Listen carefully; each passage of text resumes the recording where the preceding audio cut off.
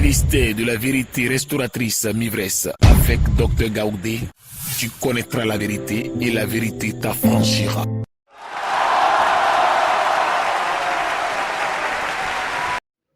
On baisse la tête. Papa, voici le moment de la connaissance de la vérité qui est arrivée. Et cette vérité ne viendra que de toi et toi seul, Seigneur Jésus. Viens enseigner toutes les nations. Enseigne la vérité à toutes les nations. Tu as dit, je suis le chemin, la vérité et la vie.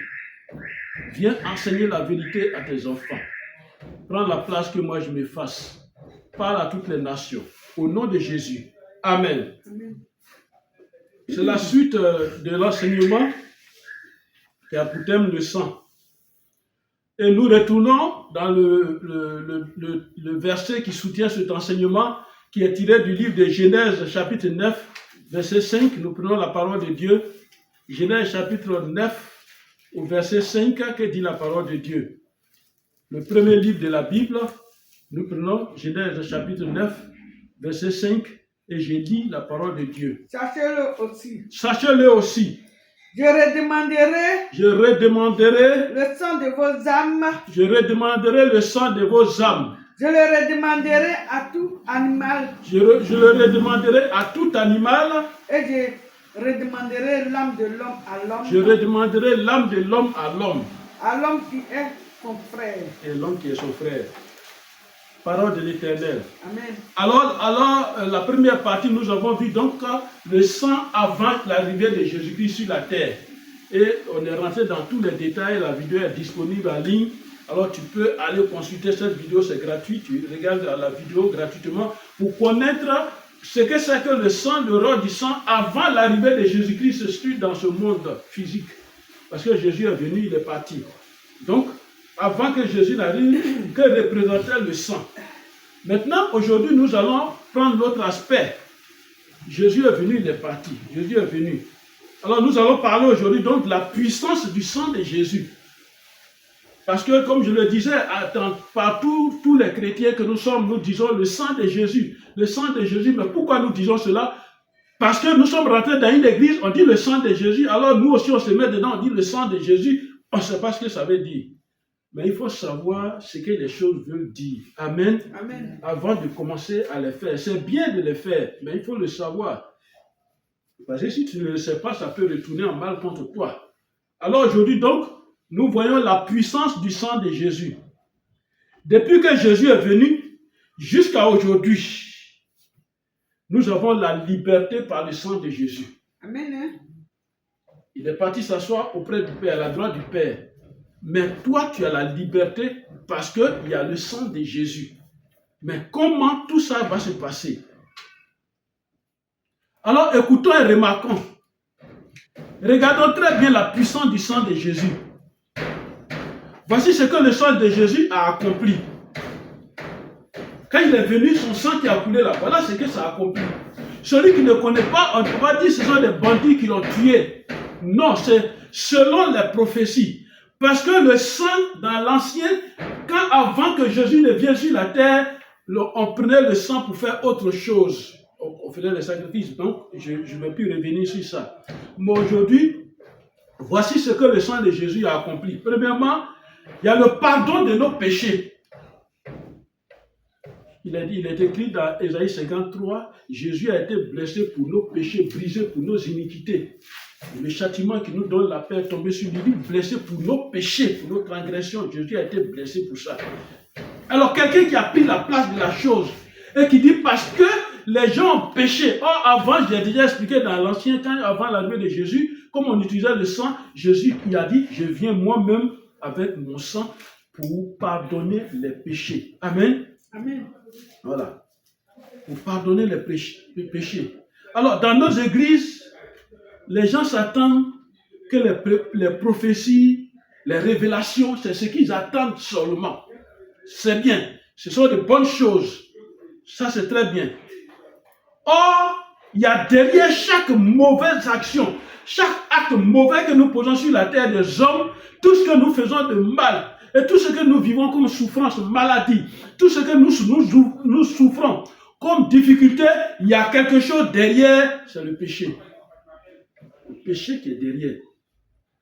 Amen. Amen. Amen. Alors remarquez, quand Jésus devait guérir les gens, quand il est venu, il devait guérir les gens, Jésus ne se fatiguait pas. Il disait une chose. Quand il dit la chose seulement, les maladies disparaissaient. C'est-à-dire quoi? En toute chose, il faut aller à la source même du problème. Là où le problème est quitté, c'est là-bas on va prier. On ne prie pas sur le problème. On va où le problème est quitté. Pourquoi je suis pauvre? Pourquoi je suis malade?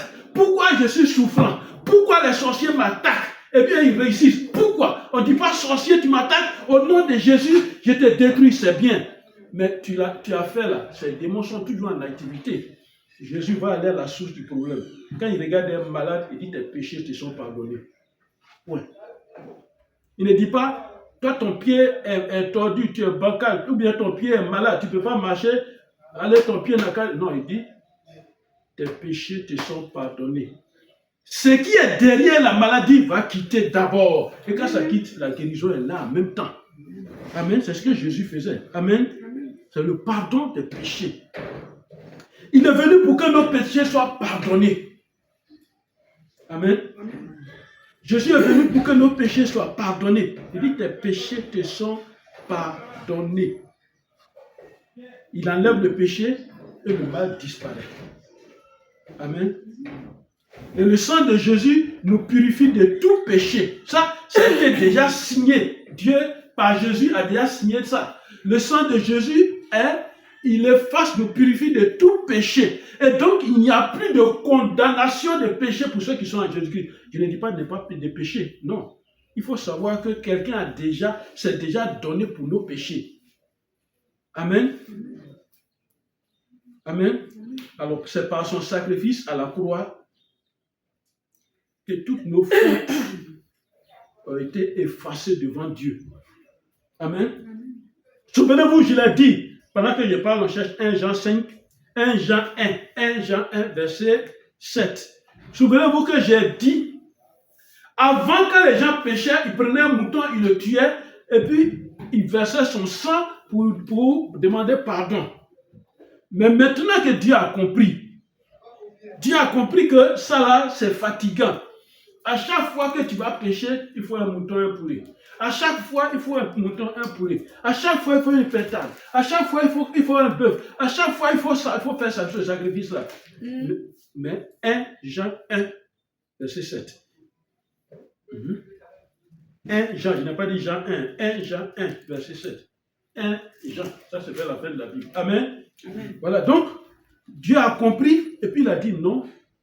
Il faut que j'utilise quelque chose pour effacer le péché déjà. Si nous marchons dans la lumière, comme il est lui-même dans la lumière, comme lui-même il est dans la lumière, nous sommes mutuellement en communion et le sang de Jésus. Le sang de Jésus a fait quoi? Le sang de Jésus, son fils, nous purifie péché. Tout péché éternel. Amen. Amen. Deuxièmement, quand Jésus est venu, son sang là, ça servit à quoi? C'est quoi? La rédemption et le rachat. La rédemption, c'est quoi? C'est payer le prix pour récupérer quelque chose qui t'appartient et quelqu'un d'autre a pris. Mais tu ne peux pas. C'est-à-dire, je donne un exemple. J'ai mon portable et je suis en ville, un voleur me l'arrache. Il est armé, il a son couteau, il m'arrache ça. Je ne peux pas agir, je ne peux rien faire. Dans le monde spirituel, dans le monde invisible, c'est comme ça. Il y a des choses qui t'appartiennent. Mais ces choses-là ont été arrachées. Mais il y a quelqu'un qui s'appelle le Dieu de rédemption. Il vient, il a payé le prix pour ces choses-là, afin que tes choses te reviennent, tes choses qui t'appartiennent te reviennent, pour que ta vie qui t'appartient te revienne. Amen. Amen. Amen. Est-ce que vous me suivez? Amen. Toi qui suis cette vidéo, c'est pour toi cette parole. Alors, écoute-moi très bien. Il est difficile dans le monde invisible dans le monde spirituel, de récupérer ce qu'on t'a pris. On t'a volé. Il est difficile. Si toi, tu n'es pas élevé spirituellement, il est difficile. Je peux te dire, ton âme peut être confisquée. Il est difficile de prendre. Mais Jésus est venu par son sang. Il a appliqué une logique. Il dit, voilà comme vous voulez son sang, moi je donne mon sang. Vous voulez son corps, moi je donne mon corps. Vous voulez quoi encore? Moi je donne tout. Moi-même je me donne. Pour que lui soit libéré, pour que votre doctrine de sorcellerie, pour que dans le monde des ténèbres, vous saisissez les enfants des gens, vous saisissez, vous les attachez comme des moutons pour attendre leur date. Moi, je suis devenu mouton, c'est qu'on l'appelle agneau de Dieu qui ôte le péché du monde. Amen. Amen. Amen. Amen. Amen. Où est ta dignité? Ton honneur et ta renommée. On t'a pris tout ça. Et les gens vivent sur la terre, leur dignité là, c'est rien. C'est-à-dire qu'il est quelque part, on peut dire, oh, quitte là. Il n'a même pas de dignité, il n'a même pas d'honneur, il n'est même pas connu. Jésus veut qu'on soit connu et que notre dignité soit honorée, respectée. Il a dit à Satan, est-ce que tu as remarqué mon fils Job même? Non, il n'y a personne qui soit comme lui. Il a fait à la coup de Job.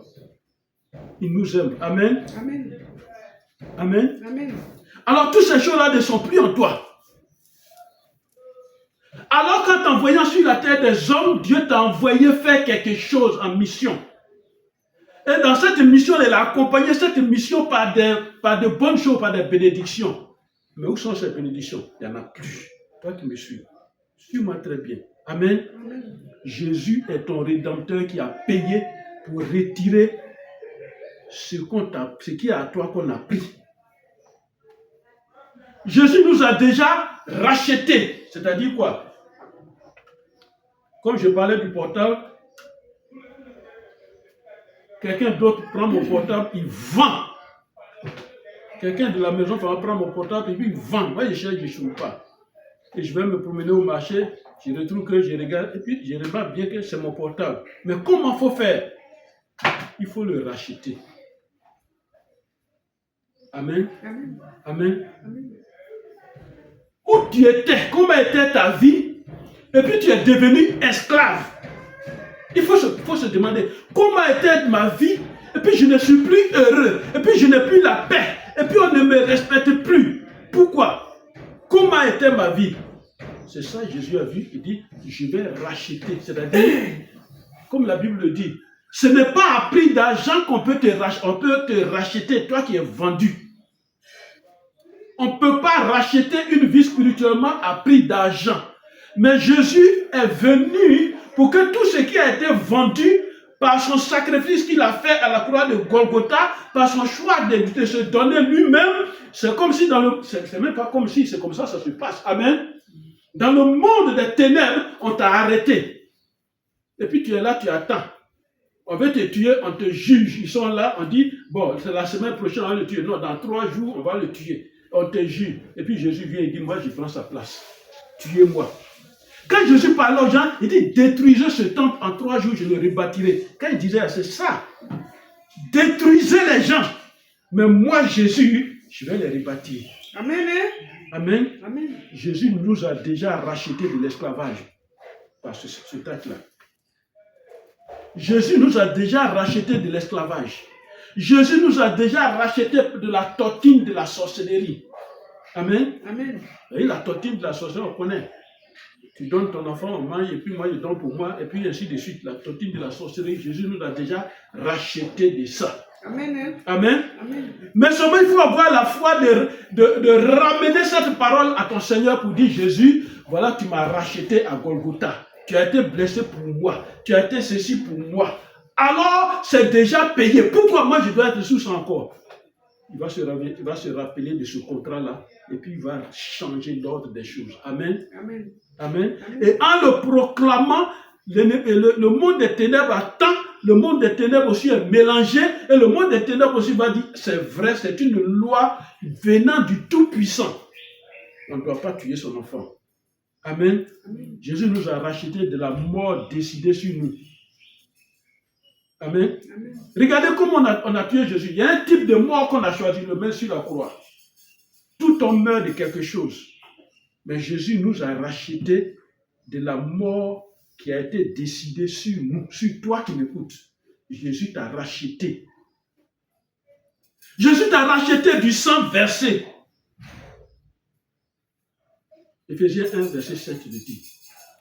Jésus t'a déjà racheté parce que tu étais vendu. Nous sommes tous vendus. Depuis le jardin d'Éden, on était vendus. Amen. En lui, nous avons la rédemption. En lui, nous avons la rédemption. Par son sang. Par son sang, nous avons la rédemption. Attends. Il dit par son sang, nous avons le prix de ce qui peut nous racheter. Nous avons sa rédemption. La rémission des péchés. La rémission des péchés. Selon la recette de sa grâce. Voilà. Amen. Amen. Amen. Amen. Voilà, Jésus t'a déjà racheté parce que tout était vendu et il t'a racheté. On a vendu quoi? Et déjà, nous vivons sur la terre. Hein? Mais il y en a, on a vendu leur emploi déjà. C'est vendu. Tu vas chercher travail, tu ne vas pas trouver. C'est vendu. Dans le monde des ténèbres, il y a marché. Qu'est-ce que Judas a dit? Que me donnerez-vous pour que je vous donne Jésus? Il a vendu son propre frère Jésus.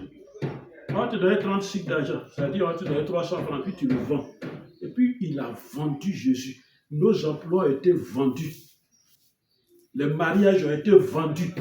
Les étoiles ont été vendues. C'est pourquoi ce monde dans lequel nous sommes actuellement est difficile. Parce que le commerce a été déjà fait. Tout a été déjà vendu.